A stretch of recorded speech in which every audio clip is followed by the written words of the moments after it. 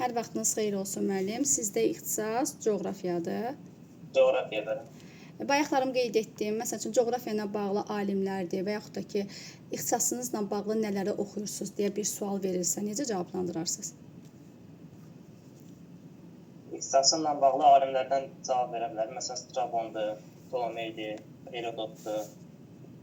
Sonra bir neçə alimlər vardı. Onlar da müsahibədən əvvəl baxmağa çalışacağız. Bəli, mütləq surətdə baxın ki, suallar verilir, amma o sual kimə düşəcək, əlbəttə ki, biz bunu bilmirik. Və ixtisasınızla bağlı nələr oxuyursunuz, özünüzü daha çox inkişaf etdirmək üçün? Özümü inkişaf etdirmək üçün heç nə oxumuram.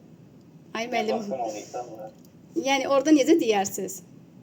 Bilirəm, hal-hazırda hazırlaşırsınız, amma necə deyərsiniz?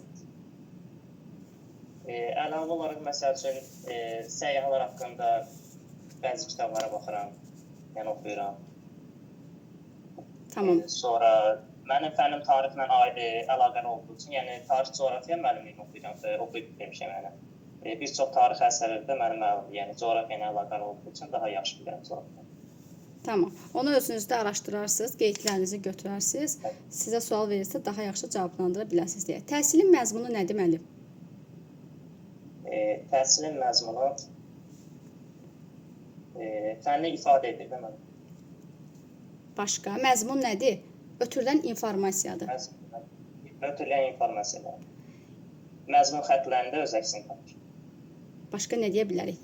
Ötürülən informasiyadır. Məktəbdə də şagirdlərə müxtəlif informasiyalar ötürülür, müxtəlif fənlər tədris olunur və bu zaman şagirdlər nələri öyrənir, biraz əlaqələndirib danışa bilərsiniz. PDF-in daxilində var idi təhsilin məzmunu. Oxumusunuz? Baxaram mənə bir dəfə. Oxumuşam müəllim bir dəfə, ancaq bir dəfə oxumağıma öyrənmək oldu. Oxumaq yox müəllim təkcə. Nə edirik? Danışırıq. Ünsiyyət. Bəli. Ekran qarşısında və yaxud da ki, güzgü qarşısında danışmaq lazımdır. Şagirdlərdə açıq düşüncə tərzini necə formalaşdırarsınız? Açıq düşüncə tərzini necə formalaşdıra bilərəm? Onlarda tənqidi bacarıqları ilk olaraq formalaşdıra bilərəm. Bunun üçün bir çox üsullardan istifadə etmək olar. Debatdır, sonra dəyirmi masadır və s. iş üsullarına istifadə etmək olar. Mütəmadi olaraq sual-cavabdır, kollektiv iş olsun, qruplarla iş olsun. Bu şəkildə tədris təşkil etmək olar. Açıq düşüncə tərzi bizim nəzəriyyələrimizdən biridir. Karl Dweck nəzəriyyəsi. Açıq düşüncə, qapalı düşüncə. Düşüncə tərzinin iki növü var, açıq və qapalı. O nə demək istəyir? O haqda danışın mənə. Şagirdlərdə onu necə formalaşdırmaq olar? Açıq düşüncə tərzi. Nə etməliyik? Sağlam psixoloji, dəstəkləyici bir mühiti yaratmaq lazımdır. Mühit yaratmalıyıq, bəli. Səhv etməkdən qorxmasınlar. Daimi şəkildə özlərində işləsinlər. Səhv etməsində öyrənmənin bir hissəsi olduğunu izah edərəm onlar üçün sonra. Bəli, biraz daha geniş danışa bilərik ki, məsələn, demokratik üslubdan istifadə edərik. Şagirdlərə bildirə bilərik ki, hər hansı bir səhv etdiyimiz zaman biz bunu öyrənirik. Öyrəndiyimiz zaman müəyyən bir səhvlər edə bilərik. Amma bu səhvlərdən bir nəticə çıxartmaq lazımdır. Tamam, digər sualım sizə belə olacaq, müəllim. Milli Qurtuluş günümüz nə zamandır? 15 iyun. Bəli, 15 iyun deyib, sonra nə edirik? Nə ilə əlaqələndirin?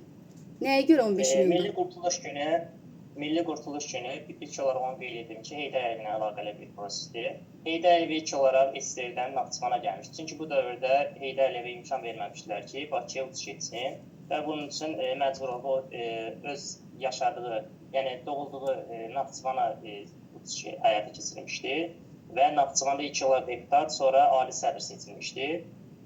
Bundan sonra ona Elçibəyin dövründə bəzi Azərbaycan daxilində istiqsal baş vermişdir və bu şaşıların da biri, məsəl üçün, daxili müharibə kimi səciyyələndirə bilərik. Bu dövrdə Gəncə hadisələri olsun, Bakıda olan hadisələrdən Əbülfəz Elçibəy yoluna qoymadığı üçün o Heydər Əliyevi xalqın tələbi ilə Bakıya çağırmışdır. Bu gün də 15 iyun tarixidir və bu da Milli Qurtuluş günü kimi səciyyələnir. Milli Qurtuluş günü olduğunun səbəbi isə bunu belə qeyd edə bilərik ki, Heydər Əliyev gəldikdən sonra Gəncə hadisələri yatıra bilmişdi və Azərbaycanın daxilində tamamilə bərqərar etmişdi, sabitliyi bərqərar etmişdi. Ona görə də Milli Qurtuluş Günü kimi qeyd olunur. Deməli, Ali Sovetin sədri seçilmişdi. Ona görə də 1993-cü il 15 iyun tarixində biz həmən günü Milli Qurtuluş Günü kimi qeyd edirik. Daha sonra da məsələn əlaqələndirib Heydər Əliyev haqqında danışa bilərsiniz. Nə zaman dünyaya göz açıbdı, hansı işləri görübdü, nə zaman prezident olubdu və s. bu şəkildə əlaqələndirə bilərsiniz. Çox öz üzərinizdə çalışıb ünsiyyətinizi formalaşdırmalısınız. Birinci ünsiyyətinizi formalaşdırmalısınız. İkinci isə o biliklərinizi daha da artırmalısınız. Dünya görüşüdür, başa düşürəm, çoxdur, məlumat. Amma müəllim, yəni həqiqəti deyim ki, oxumalısınız. Əgər ki, müsahibə mərhələsindən indi inşallah ki, vakansiyada uğur qazanarsınız, keçmək istəyirsinizsə üzərinizdə çox çalışmalısınız. Bir də danışanda zəhmət olmasa ekrana baxmağı özünüzdə formalaşdırın. Tamam, keçid edirik digər müəllimimizə. Fidan müəllim, gəlin. Buyurun. Görüntünü, səsi açın. Fidan müəllim. Salam, necəsiz? Çox sağ olun. Siz necəsiz? Yaxşıyam, şükürlər olsun. Hicablı müəllimlərindən birisiniz və çox öz üzərinizdə çalışmalısınız. Sizdə riyaziyyat fənnidir. Deməli müəllim, kurikulumu bir sözlə necə ifadə edərsiniz? Kurikulum təhsil alanlar üçün interaktiv dərs mühitidir deyə bilərəm. Aha, bir cümlə ilə dediniz. İndi bir sözlə necə deyərsiniz? Kim əsas götürülür kurikulumda? Şagirdlik, şagird yönümlülük. Bəli, şagird yönümlüdür deyib davam edirik. Nəyə görə şagird yönümlüdür? Ənənəvi təlimdə müəllimin fikri əsas götürülürdü. Amma kurikuluma əsas olaraq şagirdin maraq və tələbatlarına uyğun olaraq təlim prosesi qurulur. Bəli, yəni burada şagirdlər tədrisin mərkəzindədir. Onları nəzərə alırıq. Onların maraqları, potensial imkanları, öyrənmə tərzləri, intellektləri və buna uyğun da biz dərs prosesini təşkil edirik. Müəllim demokratik üslubdan istifadə edir. Şagirdləri nəzərə alır və çalışırıq ki, dərsi elə keçək ki, bütün şagirdlər o dərs prosesini başa düşsün. Fərdi şəkildə yanaşırıq. Biraz daha geniş danışa bilərsiniz.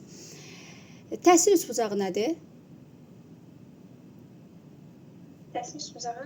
Bəli, təhsil. Müəllim, şagird, valideyn. Bəli, valideyn sual formasında demirik. Müəllim, şagird, valideyn. Bəli. Və dayandıq.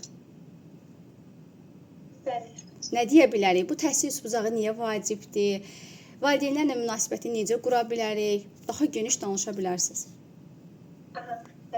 Təhsil prosesində müəllim həm valideynlərlə əməkdaşlıq içərisində olmalıdır ki, şagirdi təkcə dərs mühitində deyil, həm də gündəlik həyatda da onu izləyə bilsin. Beləcə onun həm metrokognitiv bazalarının inkişaf etdirməsinə kömək ola bilər, həm də dərsə olan marağını artıra bilər. Belə deyə bilərəm. Deməli, müəllim o üsbucağı düzgün şəkildə qurmalıdır. Valideynlərlə düzgün münasibəti o şəkildə. Deyə bilərsiniz ki, valideynlərə empatiya ilə yanaşmaq lazımdır. Daimi şəkildə əlaqə qurmaq lazımdır ki, öz övladları haqqında məlumatlı olsun və üstünlükləri də qeyd edə bilərsiniz ki, müəllim, şagird, müəllim, valideyn münasibətini düzgün qurduğumuz zaman nə kimi üstünlüklər ola bilər? Bir neçə dənəsini qeyd etdiniz. Başqa, ümumi şəkildə necə deyə bilərik? Şagird üçün diferensial bir mühit yaradılırdı. Onun həm maraqlı uyğun dərsi qurduğumuz üçün şagirdin də öyrənməyə olan marağı artar. Bəli. Maraq artar. Valideyn maraqlanırsa şagirddə nə olar? Nə hiss eləyər bir? Məsuliyyət hissi artar. Məsuliyyət hissi artar. Valideyn öz övladı haqqında məlumatlı olur. Daha sonra əgər bu üsbucaq düzgün şəkildə qursaq, şagirdin akademik nailiyyəti artırmı? Akademik nailiyyəti. Akademik, əlbəttə. Bəli, artır. Biraz daha geniş danışa bilərik. Məsələn, sizə sual veriləndə onu nəyinəsə əlaqələndirib biraz geniş də danışa bilərsiniz. Əgər ki, qarşı tərəf sizə icazə verirsə. Amma qarşı tərəf danışdısa, görsək ki, artıq dodaqları tərpənir, bilirik ki, artıq bizə nəsə bir sual verilir və yaxud da ki, nəsə deyilir. Ona kimi danışa bilərik. Müəyyən qədər əlaqələndirib. Bir də ki, danışdığımız zaman qarşı tərəfə də diqqətlə baxmaq lazımdır ki, birdən bizə başqa bir sual da verilə bilər, anidən. Məsələn, mən müsahibə mərhələsində olanda Danışdığım yerdə anidən başqa sual verirdi. Danışdığım yerdə anidən başqa sual verilirdi. Ona görə hər iki tərəflini bunu özünüzdə formalaşdırmalısınız. Digər sualım sizə belə olacaq. Azərbaycan harada yerləşir? Belə necə deyə bilərsiniz? Harada yerləşir? Azərbaycan Qafqazın cənubunda yerləşir. Birinci PDF-imizin elə bir başlanğıcında idi. İlk öncəliyi. Gəlin deyək. Cənubi Qafqazın şərqində Xəzər dənizinin qərb sahilində yerləşir. Amma burada dayanmırıq, davam edirik. Nə deyə bilərik başqa Azərbaycan haqqında? Azərbaycanın deməli sərhəd olduğu ölkələri deyim. Deyim yox müəllim. Nə isə əlaqələndirin, danışın. Deyim yox. Bəli, danışa bilərsiniz. Deməli Azərbaycanın su sərhəddi 825 kilometrdir. Ümumi ərazimiz isə 86.600 kilometr kvadratdır. Su sərhəddi olduğumuz ölkələr Rusiya, Gürcüstan, Türkiyə idi. Dəqiq elə idi. Tiqr kimi yadımızda saxlamışdıq. Bəli, Türkmənistan, İran, Rusiya və Qazaxıstan. Bəli. Daha sonra Azərbaycanın ərazisi nə qədər onu qeyd edə bilərsiniz. Ondan sonra ümumi sərhədlərimizin uzunluğunu qeyd edə bilərsiniz. Nə qədərdir ərazisi? Ərazimiz 86.600 kilometr kvadratdır. Ümumi sərhədimizin uzunluğu 3472 kilometr. Bəli. Sahəsi dedik ki, yəni ərazisi daha doğrusu 86,6 kvadrat kilometrdir. Ümumi bizim sərhədlərimizin uzunluğu 3472 kilometrdir. 1-1 mən onu sizdən ala bildim. 1-1. Düzdür, təzə başlamışsınız, amma müəllimlər özlərimizə çox çalışmaq lazımdır ki, o ünsiyyət bizdə formalaşsın. Axırıncı da mənə kurikulumun prinsiplərini sayın, zəhmət olmasın. Prinsipləri? Kurikulumun prinsipləri, bəli. Kitabda var idi, PDF-də var idi. Bəli, biz ara kimcəyə baxmamışam. Bəs nəyi oxumuşuq? Bilirsiniz, kurikuluma heç hazırlaşmamısınız. Şagird yönümlülük, şəxsiyyət yönümlülük, integrativlik, müəyyən qədər məlumat verilməli idisə. Çünki onları bilməliyik ki, digərlərini də bilə bilək. Yaxşı. Burada qeyd edirəm hər iki müəllimi ki, daha yaxşı özlərlərində oxumalıdır. Biz hər bir qeydlərimizi götürürük və bir-bir də hər kəsi sual cavab edirik. Daha sonra onlar haqqında məlumatları bura qeyd edirik. Bura bir dənə belə işarə qoymuşamsa, deməli, daha çox sual verməliyəm sizə. Necə? Belə qarışıq və daha çox danışmalısınız. Deməli, keçdik digər müəllimimizə. Xəyali müəllim, gəlin.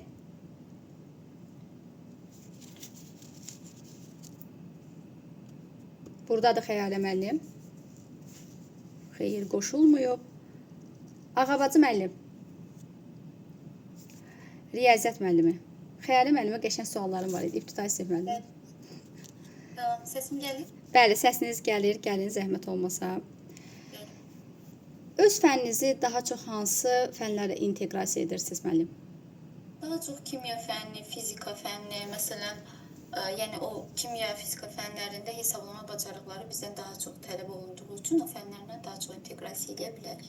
Daha sonra da nə edə bilərik? İnteqrasiya haqqında danışa bilərik. Əlaqələndirin.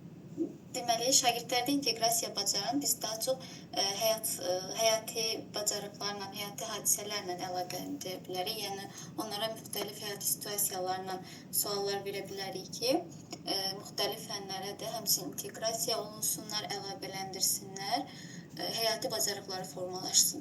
İnteqrasiya nədir?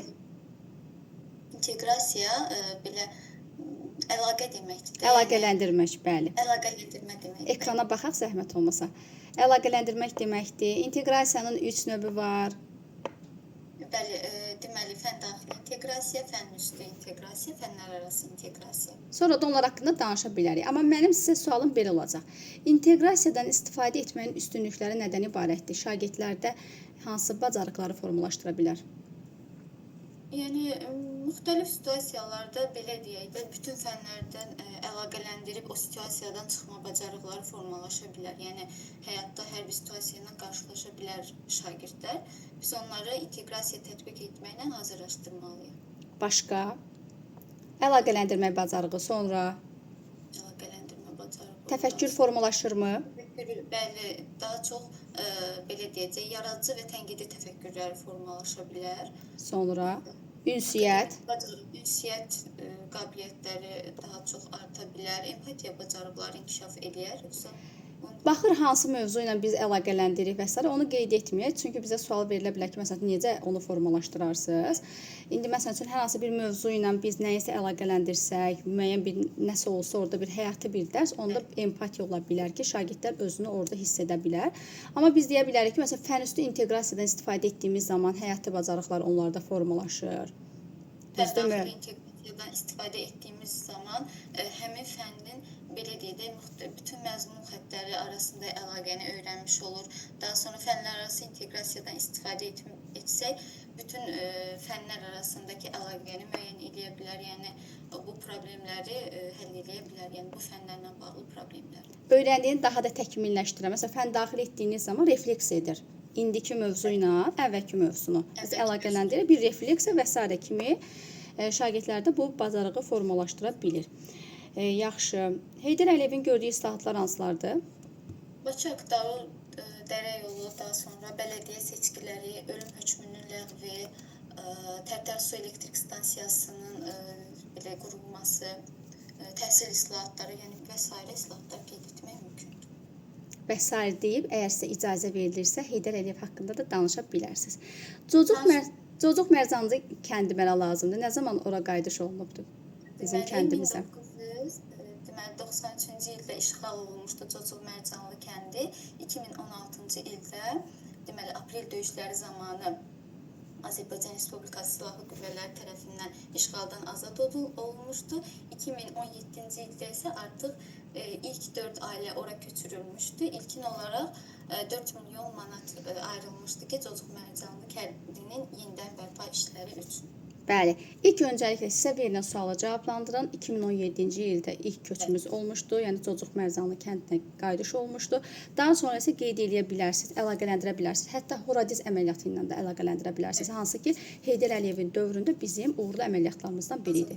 Danışa bilərsiniz onu, Horadiz əməliyyatımızı. Deməli 1994-cü ildə, yəni Heydər Əliyevin hakimiyyəti dövründə Azərbaycan Silahlı Qüvvələrinin Horadiz əməliyyatı zamanı Cocuq Mərcanlı kəndi işğaldan azad olunmuşdu. Lakin cəbhə zonasına çox yaxın olduğu üçün burada yaşayış mümkün değildi.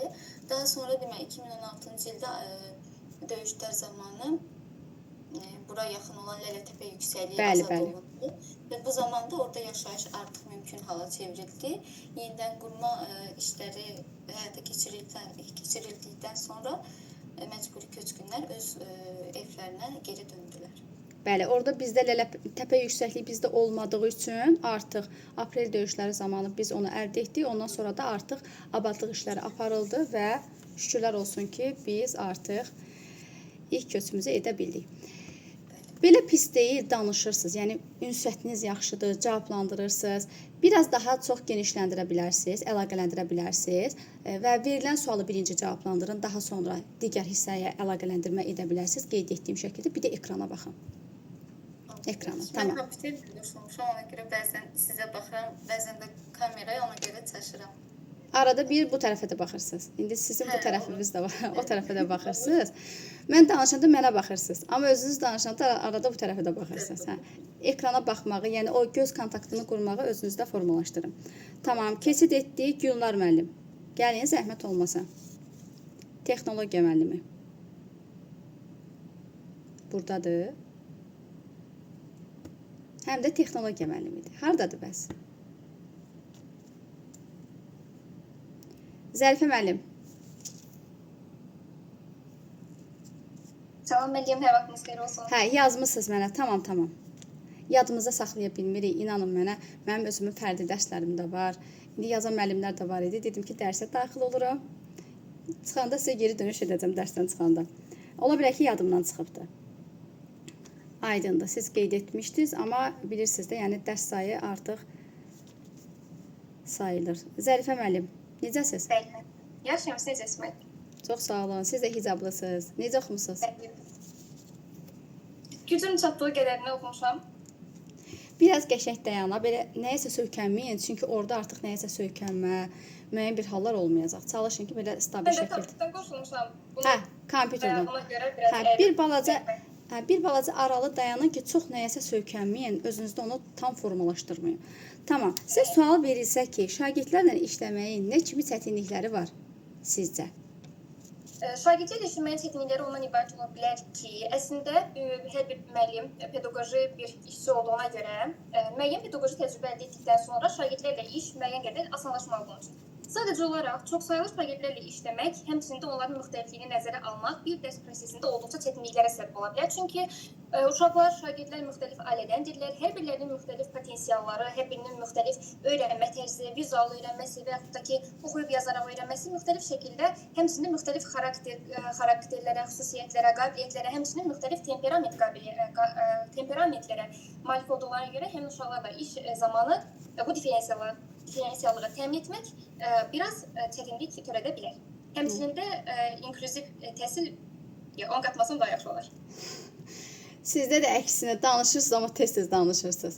Bir də çox belə Mən tərpənirsiniz. istəyirəm ki, danışsam, yavaş-yavaş danışsam biliklərim yadımdan çıxacaqmış kimi hiss edirəm. İndi mən sizə qeyd eləyəcəm. Nələr var sizdə? İlk öncəliklə biraz həyəcanlılıq, tez-tez danışdığınız üçün təngə nəfəs olursunuz. Rənginiz belə dəyişir. Bir də belə tərpənirsiniz. Sola-sağa tez-tez tərpənirsiniz. Nə edirik? Özümüzdə onu formalaşdırdıq. Çünki anidən sizə bir sual veriləndə o sürətli gedən maşın necə olur? Anidən dayananda hamı qabağa gedir. Hiss olunur. Biri də var ki, yavaş gedən maşın. Siz yavaş-yavaş gedəndə artıq sizə bir sual belə veriləndə onu düşünməyə də vaxtınız olacaq. Həm də ki, təngə nəfəslik, qarşı tərəfi dinləmək. Ona görə evdə sizə birinci tövsiyəm odur ki, yavaş tempdə danışmağı özünüzdə formalaşdırın. Mənim dərsim elə müəllim qoşulmuşdu ki, fərdi dərs hardasa keçən il idi. Siz hələ nə idiniz ki, çox tez-tez danışırdı. O müəllimi bir təhər güclə yavaş templə danışmağa mən öyrətdim. Bir təhər güclə. Biraz 2x-lə danışırım. Hə, bəli. Özünüzdə, məsələn, kitabı açın, yavaş-yavaş oxumağı birinci özünüzdə formalaşdırın. Yavaş-yavaş oxuduqca artıq o sizdə alınacaq. Sizə görə deyirəm. Çünki orada artıq özüm də görürəm ki, danışdınız, enerjiniz getdi. Çünki tez-tez danışırsınız. Siz düşünürsünüz ki, bu cümləni də deyim, o cümləni də tez-tez deyim ki, yadımdan çıxmasın, amma görürsünüz özünüzü çaşdırdınız orada. Tamam. Deməli, biz deyirik ki, şagirdlər fərqlidir, fərqli ailədən gəlir. Onları nəzərə alsaq, qeyd etdiyiniz şəkildə və o şəkildə dərslərimizi tədris etsək, şagirdlərlə işləməyin heç bir çətinliyi yoxdur. Belə. Tamam. Sonra keçid edirik digər sualımıza. Mutizm nədir? Mutizm şagirdlərin, uşaqların danışa bildiyi halda özündən sonra danışa bilməməsidir və selektiv mutizm və total mutizm olmaqda iki hissədən ibarətdir.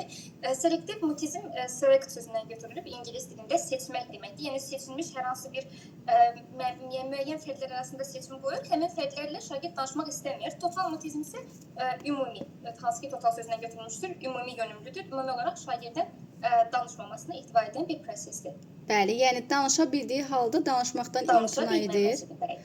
Əgər sizə deyilsə ki, belə bir şagirdiniz olsa sinifdə, o şagirdlə necə məşğul olarsınız?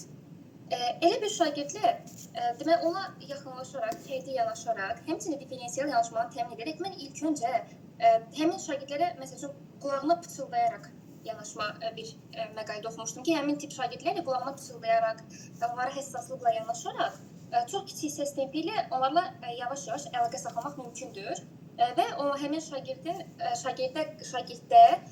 şagirdin bizə qarşı özünə inamını artıraraq onun mutizmini müəyyən qədər qarşısını almaq mümkündür. Yəni ən azından bizə qarşı danışmasını təmin etmək mümkündür. Məsələn, danışmayan bir şagird varsa bilirsiniz ki, bu şagird danışmır, mutizmdir. İlk öncəliklə hansı növə sahib olduğunu bilməlisiniz. Selektivdir yoxsa totaldır? Araşdırmalısınız. Hər biri araşdırılmalıdır. Daha sonra isə həmin proses üzrə müəllim müəyyən tədbirlər planı həyata keçirməlidir.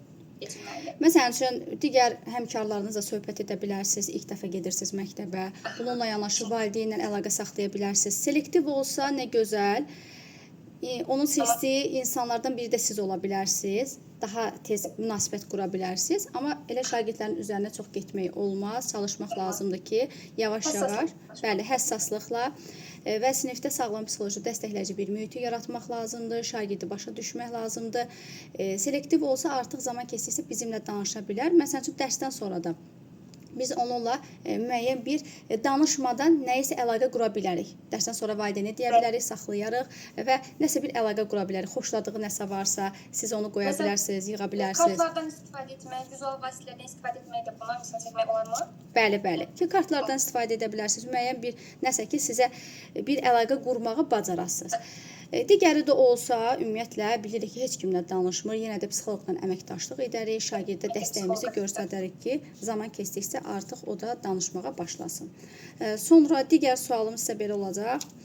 Araz, bizim Araz çayımız daha belə deyək ki, böyükdür, yoxsa Kür çayımız? Kür çayı daha böyükdür. Kür çayının uzunluğu 1072, yox, Araz çayı 1072 kilometrdir. Kür çayı isə 1515 kilometrdir. Uzunluq cəhətdən Araz çayı Kür çayından daha uzundur. Özünüzü çaşdırdınız. Bayaq dediniz ki, Kür çoxdur, sonra Kürü az dediniz. Sonra Rəqəm olaraq dedim ki, müqayisədə Kür daha çoxdur, 1515. Araz 1072 daha azdır. hə, amma sonra dediniz ki, Araz daha çoxdur. Mən elə eşitdim. Ola bilər, çaşdırmış ola bilər. Hə. Çünki tələsirsiniz. Özünüzü tələsdirməyin. Xahiş edirəm. Çalışıram, düzəldəcəm inşallah. O deyir tələsən təndirə düşər. Bir dənə də məzmun xətlərinizi sayın, zəhmət olmasın. Ədədlər, əməllər, cəbr funksiya, həndəsə, ölçmə, statistika və ehtimal. Bəli. Məzmundan sonra məzmun xətti ilə bağlı danışıram ki, hər bir təhsilin müəyyən bir hissəsini mənimsətmək üçün təhsilin zəruri bir hissəsidir, dəyişməzdir hər bir fənn üzrə və fənn daxilində dəyişməsi olduğuna görə onu həmçinin də leytmotiv, ana xətt olaraq da adlandırırlar. Qeyd etdim sizə nələri ki düzəltməlisiniz. Düzdür? Hə. İndi keçirik digər müəllimimizə. Seyran müəllim, gəlin. Görüntü. Salam müəllim, hər vaxtınız xeyir. Necəsiz? Sağ olun, siz necəsiz? Siz də əgər mümkünsə daha yaxşı bir yerə keçin ya da ki orada belə düz dayanın. Özümüzdə onu yaxşı formalaşdıraq. Sizdə rus dilidir. Özünüzü rus dilində təqdim edə bilərsiniz. Hazırlamısınız? Hə, buyurun. Görək necə başa düşürük. Ayşən müəllimlə də məsləhətləşdik. Mən əvvəl işləmişəm, yəni hal-hazırda da işləyirəm rayon məktəbində. Sadəcə orada Ayşən müəllimə dedi ki, bunu orada vurğulamayım. Hə, soruşunsa deyərsiniz. Yəni o hələ belə təqdim edə bilərəm, amma hələ tam belə hazırlamamışam. Hə, onda heç nə qalsın, tam hazırlayarsınız, bizə təqdim edərsiniz. Biz də azdan çoxdan görə necə başa düşürük. Tamam. Sizdə rus dilində məzmun xətləriniz hansılardır? Azərbaycan dilində deyin. Aha. Azərbaycan dilində dinləyib anlama, danışıq, oxu, yazı. Yaxşı. Dinləyib anlamanı şagirdlərdə necə formalaşdırarsınız? Dinləyib anlamanı şagirdlərdə formalaşdırmaq üçün mən audio materiallardan istifadə edərəm. Kiçik qısa metrajlı cizgi filmlərdən istifadə edərəm. Məsəl üçün hər hansı bir cizgi filmini onlara nümayiş etdirərək həm dinləmə qabiliyyətlərini, həm də orada yeni sözləri yazaraq və yaxud da vurğunu tətbiq etməyi də həmçinin ondan istifadə edərək öyrədə bilərəm. Sonra dialoqlardan istifadə edə bilərəm. Bəli. Başqa? Sonra oyun keçirdərəm qrup şəklində. Bunlar əsasən, məsəl üçün, hər hansısa bir qısa bir hekayə verərəm ki, onu bir-birlərinə danışsınlar. Bir də mən qeyd edim, siz özünüzdə də qeyd edin. Həm dinləyib anlamanı, həm də oxuyub anlamanı formalaşdıran iş üsullarımız haqqında danışa bilərsiniz. Bunlar ziqzaqdır, 4M1KH, bir də qızıl dairə. 4M1KH, bir də qızıl dairə. Ümumiyyətlə dinləyib anlama, oxuyub anlama təkcə rus dilində, xarici dildə, Azərbaycan dilində vacib deyil. Digər fənlərdə də vacibdir. Çünki mən dediyimi şagird anlamalıdır, başa düşməlidir. Oxuduğunu anlamalıdır. Bir də görürsünüz ki, riyaziyyatdan yazıbdır. Baxırsınız ki, anlamadığı üçün səhv yazıbdır. Ona görə bizə sual verilə bilər ki, müəllim, dinləyib anlamanı necə formalaşdırarsınız? Oxuyub anlamanı şagirdlərdə necə formalaşdırarsınız? Müəllimlər, siz də diqqətlə qulaq asın, 3 dənə iş üsulunun adını çəkə bilərsiniz. Hansını dedik müəllim? Ziqzaq, 4M1KH və qızıl dairə. Qızıl dairə. Onu oxuyarsınız. Başqa düz qeyd etdiniz. Məsələn, audio səslərdən istifadə edə bilərsiniz və özünüz də hündürdən səsləndirə bilərsiniz. Daha sonra şagirdlərə sual-cavab edirsiniz. necə dinləyib anlayıblar. Və yaxud da ki, şagirdlər yadında nə qalıbsa, onu özlərində qeyd edə bilər dəftərinə. Bir də məsələn bundan da istifadə edə bilərsiniz. Bilirik ki, imtahanda da istifadə olunur. Audio səsi qoyduqdan sonra və yaxud da ki, özünüz oxuduqdan sonra ona aid testlər şagirdlərə verə bilərsiniz ki, görək şagirdlərdə dinləyib anlama necədir. Baş nazirimiz kimdir? Əli Əsədov. Aha, bəs Daxili İşlər Nazirimiz, Vilayət Eyvazov. Xarici İşlər Nazirimiz. Ceyhun Bayramov. Bəli. Alt standartın özünü biz təlim nəticəsi kimi götürə bilərikmi? Alt standartı bəli götürə bilərik. Bu qədər. Ay müəllim. Alt standartı biz əsasən təlim nəticəsi kimi götürə bilərik. Çünki biz təlim nəticəsini ilk öncə təlim nəticəsinə uyğun olaraq həm qiymətləndirməni, həm də tədrisin təşkilini yaradırıq, yəni ondan əmələ gətiririk. Alt standart əsasən dərsin ən əsas hissələrindən biridir. Çünki biz ilk öncə dərsi başlamamışdan əvvəl şagirdlərə məqsədi elan etməliyik və onların hansı meyarlar əsasında da qiymətləndiriləcəyini də vurğulamalıyıq. Aha. Sizcə alt standartın özünü biz niyə təlim nəticəsi kimi götürə bilərik? Çünki alt standart dəyişir də, yəni sinifdən sinifə keçdikcə Bəli, o doğrudur, dəyişir. Bayaq onu deməmişdiniz, indi dediniz. Çünki müəllimin işini daha da rahatlaşdırmaq üçün artıq yeni qaydaya əsasən, keçəndən bu şəkildədir, biz alt standartın özünü təlim nəticəsi kimi götürə bilərik. Və yaxud da ki, alt standartdan təlim nəticəsini çıxarda bilərik. Alt standartın qaydasını deyə bilərsiniz, nədir? Dövlət tərəfindən bizə verilir. Görün, nə qədər danışmaq. Dövlət tərəfindən qurulmuş tələbdir. Hansı tələbdir? Çox bilirəm, sadəcə həyəcanlanıram. Normaldır, düzələcək. Öz zərfinizdə işləsəz düzələcək. Hansı tələbdir? Necə bir tələbdir? Şagirdlərin qavraması üçün dövlət tərəfindən qoyulmuş tələbdir. Bilik və bacarıq səviyyəsinə qoyulmuş dövlət tələbidir. Yəni bizə hansı bilik və bacarıq verilibsə ki, bugün alt standart olaraq şagirdlərdə formalaşdırmalıyıq. Bizim də vəzifəmizdir ki, məhz onu formalaşdıra bilək. Yaxşı. İlk təhsil nazirimiz kimdir? İlk təhsil nazirimiz Nəsib bəy Yusifbəyli. Nəsib bəy Yusifbəyli ilk təhsil nazirimiz olmuşdu. O Bəli, düz deyirsiniz. AXC vaxtı, yəni Azərbaycan Xalq Cümhuriyyətinin Azərbaycan Xalq Cümhuriyyətinin yaranması dövründə artıq yeni bir dövlət yaranmağa başlamışdı və bu zaman dövlətin Təhsil Nazirliyi də bərpa olunmağa başlamışdı və o zaman təhsil naziri olaraq Nəsib bəy Yusifbəyli seçilmişdi və o həmən dövrdə bizim dilimizin ana dili, tədris dilini Azərbaycan dili elan etmişdi. Lakin həmən dövrdə bəzi müstəsna hallar ola bilərdi ki, şagirdlər və uşaqlar öz ana dilini bilməsələr də onlar üçün xüsusi rus dilli məktəblər də açılırdı. Bu isə Təhsil Nazirliyinin qərarı ilə verilirdi ki, yəni şagird orada təhsil ala bilər. Bəli. Onun gördüyü əsas işlərdən biri də tədris dilimiz, ana dili Azərbaycan dili olması idi. Bəli, bu zamanda bizim artıq dilimiz daha da inkişaf etdi. Təlim, tərbiyyədə məhz bu şəkildə, yəni Azərbaycan dilində, tədris dili də Azərbaycan dilində idi. Həm də qeyd edə bilərik ki, müstəqilliyin bərpası, belə də ki, müstəqilliyin bəyannaməsi ki var idi, 26 nəfər onu imzalamışdı. Onlardan biri də məhz Nəsib bəy Yusifbəyli idi, AXC dövründə. Daha sonra əlaqələndirib, deyə bilərik ki, indiki təhsil nazirimiz Emin Əmrullayevdir və s. danışa bilərik. Siz də təhsil nazirimiz kifayət edir. Ekrana baxmaq, özünüzdə formalaşdırırsınız. Bir də orada nəsə əlinizdə isə yoxdur? Hə, hiss elədim elə. Onu qoyun kənara, bununla getməyəsiniz. Düz dayanmağı və məsələn, ola bilər ki, yəni onların əyləşdiyi soldan biraz aralıda dayanasınız. Məndə şəxsən o şəkildə idi. Nəyisə söykənmə və s. bu kimi hallar olmur da. Belə düz dayanmaq, şux, qəşəng baxmaq, göz kontaktı, bunu özünüzdə formalaşdırın. Bir də biraz əlaqələndirmək və həyəcan da o da normaldır, yəni keçib gedəcək. Özlərinizə çalışsaz keçib gedəcək və bu gün də mənim sizlərlə ilk dərsim idi. Keçən dəfə Ayşə müəllim keçmişdi. Necədir? Necə bir hissdir? Bir dəfə Ayşə müəllim, bir dəfə də mən. Çox gözəl bir hissdir. Həm də yəni dəyişdikcə belə deyim, həyəcan daha da azalır. Bu gün biraz artdı, çünki ilk dəfə idi. Gələn dəfədən artıq o həyəcanı artıq özünüzdə azaldacaqsınız. Çünki öyrəşəcəksiniz. Tamam. Keçid edirik digər müəllimimizə. Digər müəllim Fatimə müəllim, keçən dəfə dərsə qoşula bilmədi. Setinizdə problem var idi. Buradasınızmı? Salam müəllim. Xoş gördük sizi.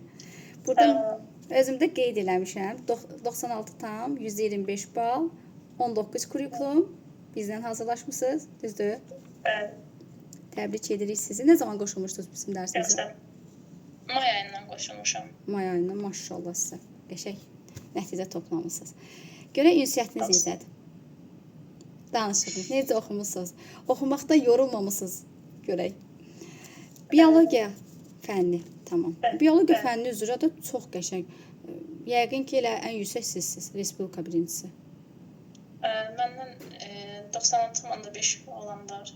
Respublika birinci. Mən ikinci. Nə qədər var sizdən? 96,5 olan var. Onda Məndə %25'dir. Siz %25'də, hə, bildim. Bəli. Tamam. Sonra keçdik. Məzmun xətləriniz? Canlılarda proseslər, funksiyalar, inkişaf, canlılar çoxalma və irsiyyət, canlılar və ətraf mühit, təkamül və biomuxtəliflik, insan sağlamlığı. Necə deyirik? Hə, deyirik ki, 5 məzmun xəttimiz var. Xəttimiz var. Çünki sizin saydığınızı heç mən başa düşmədim. Bilirəm, uzundur sizdə də. 1, hansıdır qeyd edirsiniz? 2, qeyd edin. Qeyd edin, zəhmət olmasa bir də. 1. Canlılarda inkişaf, proseslər və funksiyalar. 2. Çoxalma və irsiyyət. 3. Canlılar və ətraf mühit. 4. Təkamül və biomuxtəliflik. 5. İnsan sağlamlığı. Sonra məzmun xətti nədir? Əlaqələndirib danışa bilərik. Məzmun xətti təlim nəticələrinin reallaşmasına qoyulan dövlət tələbidir. Məzmun xətti məzmunun zəruri hissəsidir. Məzmunun zəruri hissəsidir. Məzmunun zəruri hissəsidir. Dəyişməzdir, ana xəttir, leitmotivdir. Bəli. Dəyişməzdir, ana xəttidir, qeyd etsəz kifayət edir. Digərini yox, ola bilər ki, nəsə sual verirlər ki, o nə deməkdir, mənası və s. Ona görə dəyişməzdir, ana xəttidir və hər fənnin şagirddə formalaşdıra biləcəyi bacarıqlar üzrə müəyyənləşdirilir. Yəni, sizdə hansı fənnin bacarığı lazımdır, yəni hansı bacarıqlar lazımdır şagirddə formalaşdırması, ona əsasən artıq məzmun xəttini müəyyənləşdirirlər. Tamam, öz fənninizi şagirdlərə necə tədris edərsiniz ki, bütün hər biri dərsi daha yaxşı mənimsəsin, başa düşsün. Sonda o təlim nəticəsinə gedib çata bilsinlər. Təbii ki, bu zaman birinci olaraq şagirdlərin maraqlarını nəzərə alaram. Hər bir şagird birinci olaraq həmişəki kimi diaqnostik qiymətləndirmə apararam və şagirdlərin fərdi xüsusiyyətlərini öyrənəm, onlarla maraqlarına uyğun dərs qurmağa çalışaram. Bundan əlavə biologiya, təbiət fənni olduğuna görə mən çalışaram ki, təbiətdə dərsimi tədris edeyim, laboratoriyada istifadə edeyim və yaxud da əgər bu mümkün deyilsə, video formatda şəkillərlə yəni dərsimi keçməyə çalışıram. Şagirdlər fərqlidir, onların fərqliliklərini nəzərə alaram, tanıyaram, düzgün qeyd etdiniz, diaqnostik qiymətləndirmə ilə müşahidə edərəm və ona əsasən də dərslərimi tədris edərəm ki, maraqlı olsun və maraqlı olan dərs, düzgün tədris olunmuş dərsdə artıq bütün şagirdlər, əgər ki, onlara fərdi şəkildə yanaşırıqsa, təlim nəticəsinə gedib çata bilirlər. Sonra bir dənə sual var idi beynimdə, nəsə, sual getdi. Qəşəng sual var idi. Eyni anda həm danışıb, həm də ki, sualı fikirləşmək, bəzən olur ki, sualı unuda bilərik. Yaxşı. Milli musiqi günümüz nə zamandır? Milli musiqi günümüz Zeyd Hacıbayevin doğum günü uyğun 18 sentyabr Milli Musiqi Günü kimi elan olunur. Milli Musiqi Günümüz 1998-ci ildə Heydər Əliyevin təşəbbüsü ilə 18 sentyabr kimi Milli Musiqi Günü kimi qeyd olunub. 98 bilmiriksə qeyd etməyək. 95. 95. Artıq Heydər Əliyev belə bir qərar vermişdi. O gündən etibarən də biz nə edirik? 18 sentyabr Milli Musiqi Günü kimi qeyd edilir. Bununla bağlı olaraq Üzeyir Hacıbayevin evində tədbirlər keçirilir.